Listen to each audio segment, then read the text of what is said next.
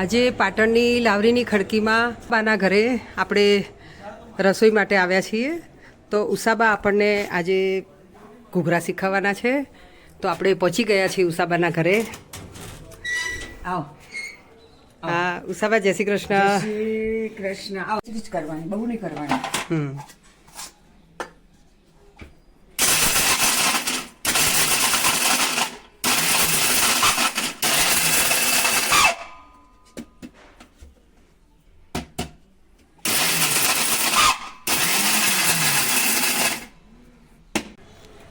ઉષાબા, જય શ્રી કૃષ્ણ. જય શ્રી કૃષ્ણ. આજે તમે શું બનાવી રહ્યા છો? આજ ઠાકોરજી માટે ઘૂઘરા બનાવવાનો વિચાર છે મારો તો. હા, બહુ ઉષાબા પાસેથી ઘૂઘરા બનાવતા શીખી લઈએ. હા, એટલે છે ને આ માવો લીધો છે મેં.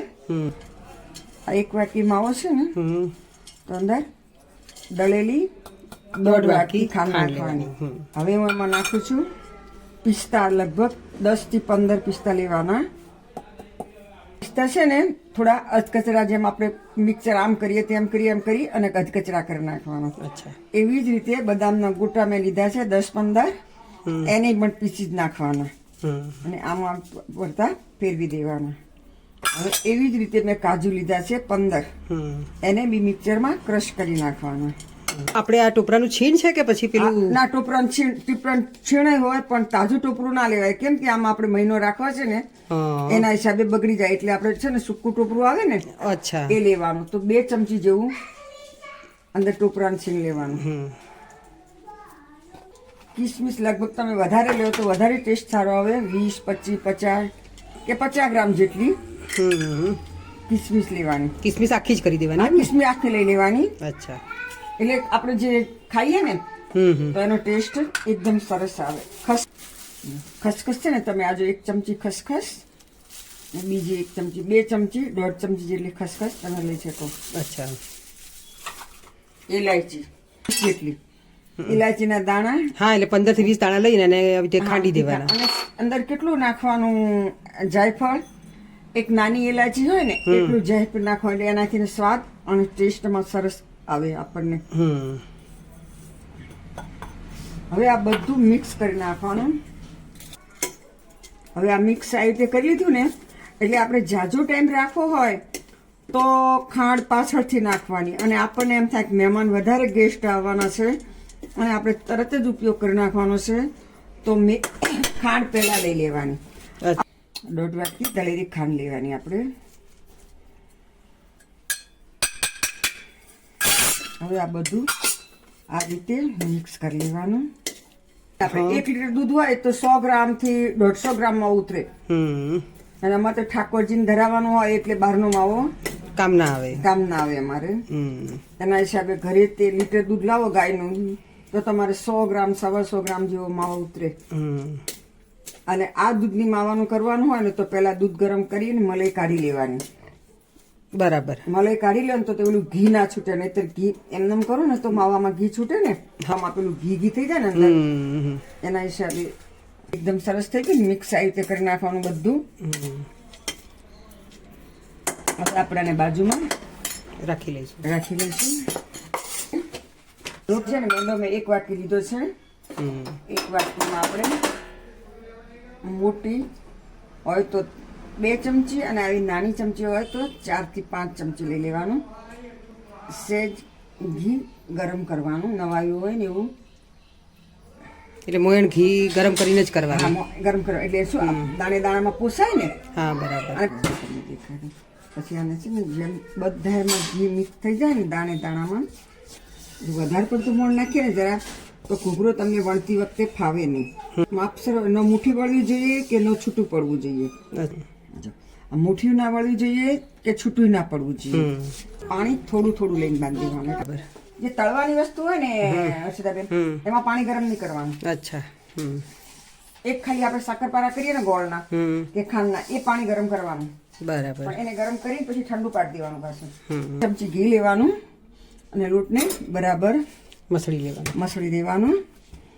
અને આ નહીં ઢીલું કે નહીં કઠણ એવું બાંધી દેવાનો લોટ. ને આમ કરી નાખવાનું એટલે એની શાઇનિંગ જેવું આવી જાય. વાળું થાય જરા. પછી તમારે નાના ઘૂઘા કરવા હોય તો નાના, મોટા કરવા હોય તો મોટા, એવા લુવા કરી નાખવાના. આવી રીતે ગુલ્લા કરી લેવાના. આમ પૂરી વણી કાઢવાની.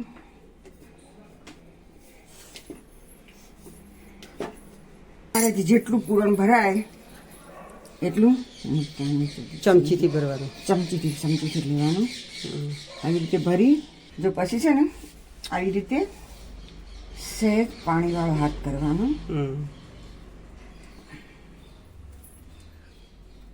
પછી એને આવી રીતે કિનાર વાળી દેવાની.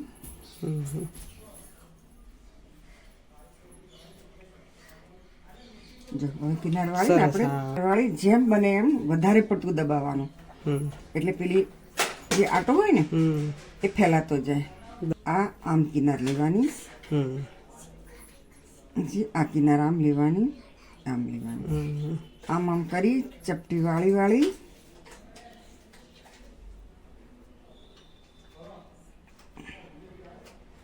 છેલ્લે આમ દબાઈ દેવાનું. હા લઈ લો. જો ઘૂઘરા બધાને ગમતા હોય પણ એક આ સ્ટેપ છે એ જ થોડું બધાને કઠિન થાય, તો આપણને ઉષાબા બહુ સરળ રીતે શીખવાડી રહ્યા છે. જો છે ને આ કિનાર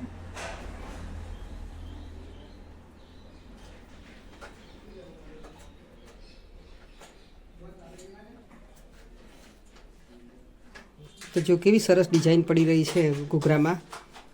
તો અત્યારે તો મોલ્ડ બી તૈયાર આવતા હોય છે, પણ એના કરતાં હાથથી બનાવીએ તો બહુ આનંદ આવે, વધારે આનંદ આવે અને એનો ટેસ્ટ બી સરસ આવે. સહેજ કિનાર જાડી થાય. અને પ્રભુની સેવા પહોંચતા હોય અને ભોગ ધરતા હોય તો આપણી તનુજા સેવા પણ થાય. ગરમ કરવાનું, પણ ઘી બહુ ગરમ નહીં કરવાનું, ઘી થોડું રાખવાનું. એટલે શું ઘૂઘરો અંદરથી પોચો ના પડી જાય. અને જો વધારે ફાસ હોય ને તો ઘી ઘૂઘરો પોચો પડી જાય. એટલે નહીં ફાસ કે નહીં ધીમું, એ પ્રમાણે ઘી કરવાનું. હવે આ ધીમે ધીમે ઉપર આવ્યું ને, હવે આપણે છે ને આ ઘૂઘરાને છે સ્લો કરી દેવાનો ગેસ અને મૂકી દેવાનો. આવી રીતે બધા જ ઘૂઘરા મૂકી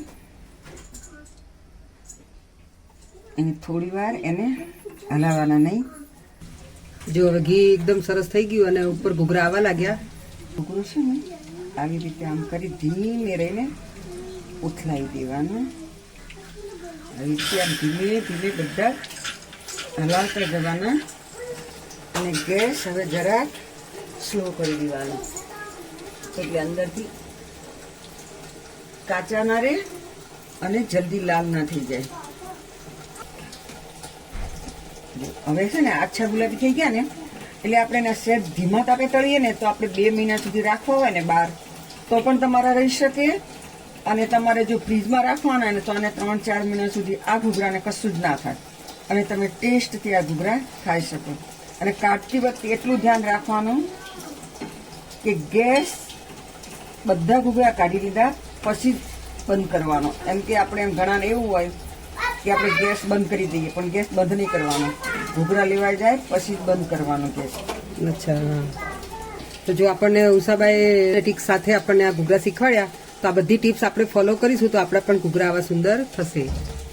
અને ઘૂઘરાને કાયમ ધ્યાન રાખવાનું કે ઠંડા થાય પછી જ એને જે તમારા ડબ્બામાં પેક કરવા હોય ડબ્બામાં પેક કરી.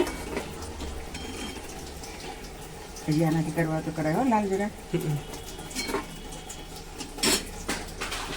જે ઠંડા થાય ગામ જેટલું આપણે મસાલીએ ને એટલા વાઈટ થાય. હા એ વાત સાચી. જેટલું મસાલીએ ને એટલું વધારે થાય. આપણે તો જરાક ઉતાવળા છે ને, તો હું તો 10 મિનિટ પહેલા ભૂલી પછી છે ને એક ડીશમાં લઈ અને આમ સોલો કરવાનો એને.